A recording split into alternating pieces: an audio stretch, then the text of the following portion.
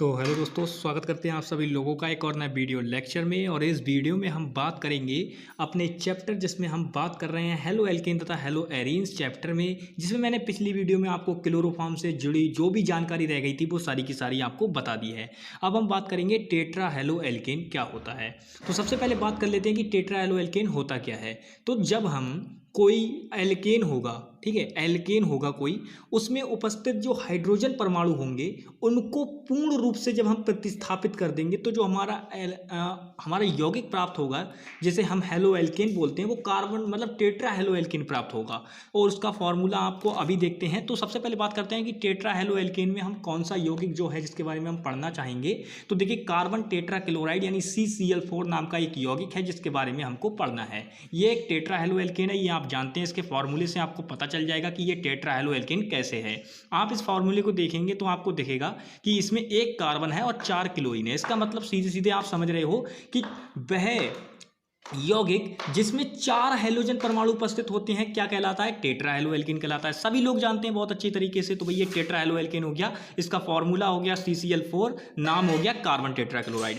प्राप्त कैसे करते हैं? दो विधियां हैं प्राप्त करने की। एक तो क्लोरोफॉर्म के क्लोरीनीकरण से प्राप्त होता है और दूसरा जो विधि है इसकी वो है एल्केनों के हैलोजनीकरण से। तो एल्केनों के हैलोजनीकरण से कैसे करके प्राप्त होगा? तो जब कोई मान लीजिए हमने एल्केन लिया, मैं CH4 एल्केन लेता हूँ, CH4 की अगर बॉन्ड नेचर बनाओगे तो कैसी बनती है? C सिंगल बॉन्ड करके H 4 बार जुड़ जाता है ना चारों तरफ से, क्योंकि कार्बन की वैलेंसी क्या होती है? 4 होती है, तो जुड़ जाता है H, ठीक है, उसके साथ में। तो ये मेथेन की संरचना होगी। तो मेथेन के जो देखिए 4 हाइड्रोजन परमाणु हैं, इनको 4 क्लोरीन के अणु द्वारा प्रतिस्थापित करा देंगे तो CCl4 बन जाएगा और हाइड्रोक्लोरिक एसिड बाहर निकल जाएगा। इससे क्या बन जाएगा? आपका कार्बन टेट्रा क्लोराइड बन जाएगा। ये कौन सी रिएक्शन थी आपकी?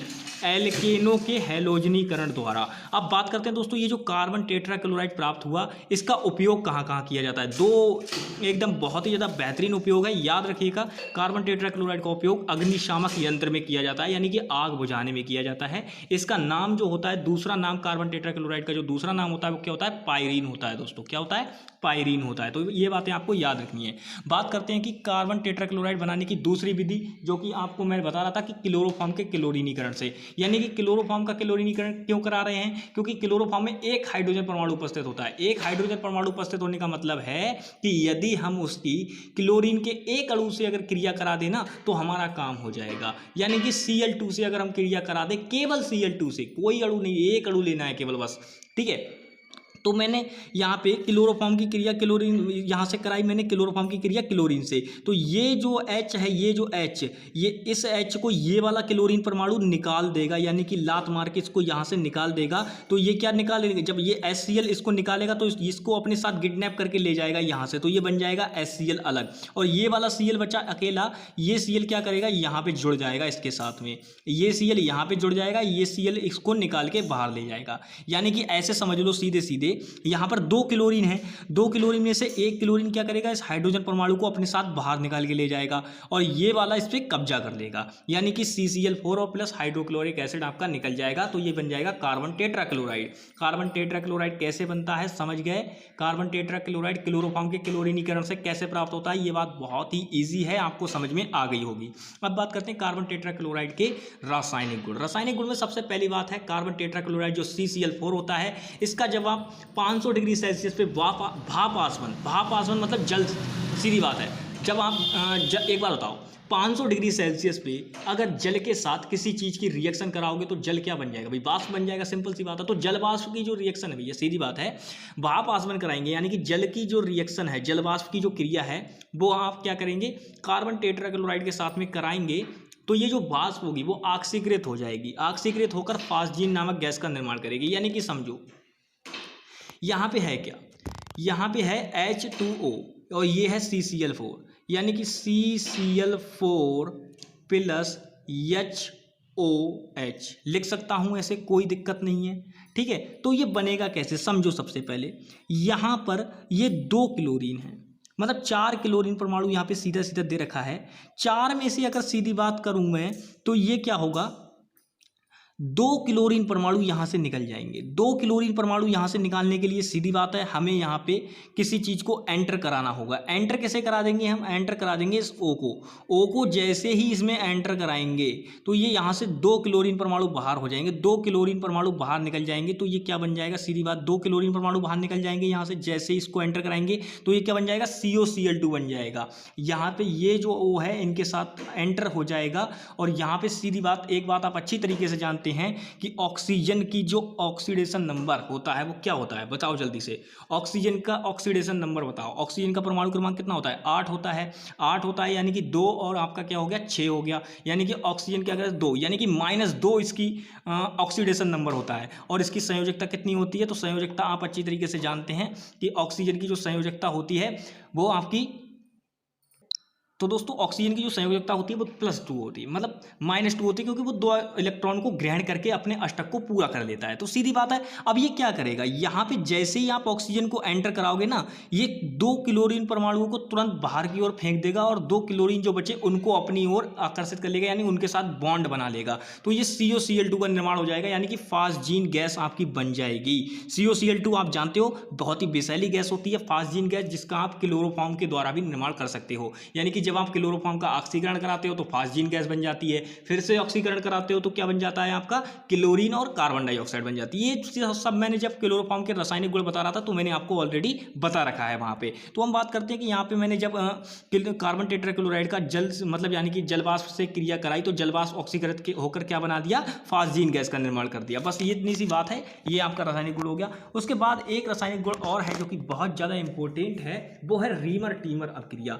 बहुत ज़्यादा पूछी जाती है रीमर टीमर अपक्रिया। और एक बात ध्यान रखना, जब आपसे पूछे कि रीमर टीमर अपक्रिया पर टिप्पणी करें तो जरूरी नहीं है कि आप कार्बन टेट्राक्लोराइड वाली ही लिखें, या जरूरी नहीं है आप क्लोरोफॉर्म वाली ही लिखें। जो आपको समझ में आए, जो आपको अच्छी लगे, जो आप लिख सको वो लिखना, कोई प्रॉब्लम नहीं है। जो आप लिख सको वही लिखना केवल।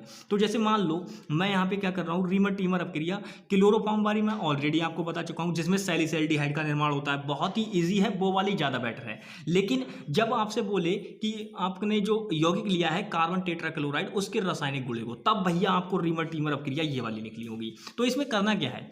फिनॉल लेंगे, फिनॉल के साथ साथ क्या लेंगे? कार्बन टेट्राक्लोराइड लेंगे और सोडियम हाइड्रोक्साइड लेंगे। उसमें KOH लिया था, यानी पोटेशियम हाइड्रोक्साइड लिया था। इसमें क्या लेंगे? सोडियम हाइड्रोक्साइड लेंगे। अब देखिए CCl4, चूंकि 4 क्लोरीन परमाणु, तो 4 NaOH इस्तेमाल करना होगा। इससे क्या होगा? 4 NaCl अलग हो जाएगा, बिल्कुल अलग। ये इतना NaCl बिल्कुल पूरा अलग हो जाएगा। 4 NaCl बचेगा क्या? देखो, सबसे पहली बात यहां पर तुम देख रहे हो कि यहां पे ये 4 H और 4 ही O बचेंगे, बिल्कुल बचेंगे, नहीं बचेंगे? जल्दी बताओ।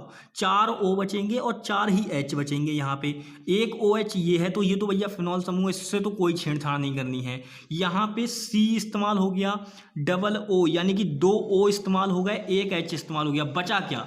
बचा भैया 2 दूनी 4, यानी कि सीधी बात है यहाँ पे आपका H2O बन जाएगा। कैसे? क्योंकि देखो एक O यहाँ पे H यहाँ पे इस्तेमाल हो गया है, ठीक है, और यहाँ पे हमारा ऑलरेडी H2O बन जाएगा। सीधे सीधे H2O बचेगा, क्योंकि 2 O बच रहे हैं, 2 H बच रहे हैं हमारे, और 2 ही O बच रहे हैं। दोनों हम यहीं पे लगा देंगे अपने। तो हमारा बनेगा क्या?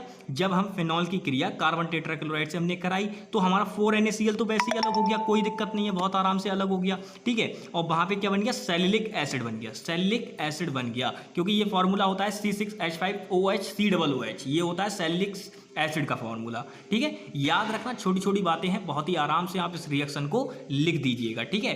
तो आज की वीडियो में बस इतना ही। मैंने इसमें आपको जो भी थे हेलो एल्केन और हेलो एल्केन मैंने जितने भी थे उसके यौगिक भी आपको बता दिए हैं, जिसमें मैंने ट्राई हेलो एल्केन बताया, टेट्रा हेलो एल्केन बताया, ठीक है। और उसके बाद जो भी हेलो एल्केन बनाने की विधियां थी, उनके रासायनिक गुण थे, सभी बता दिए। अब बात करेंगे केवल हेलो एरीन्स के बारे में। हेलो एरीन्स को बनाने की विधियां पढ़ेंगे, उनके रासायनिक भौतिक गुण पढ़ेंगे, फिर उनके 1-2 यौगिक पढ़ेंगे, ठीक है। तो चलिए दोस्तों, मिलेंगे नेक्स्ट वीडियो में, तब तक के लिए bye bye, take care and Jai Hind दोस्तों।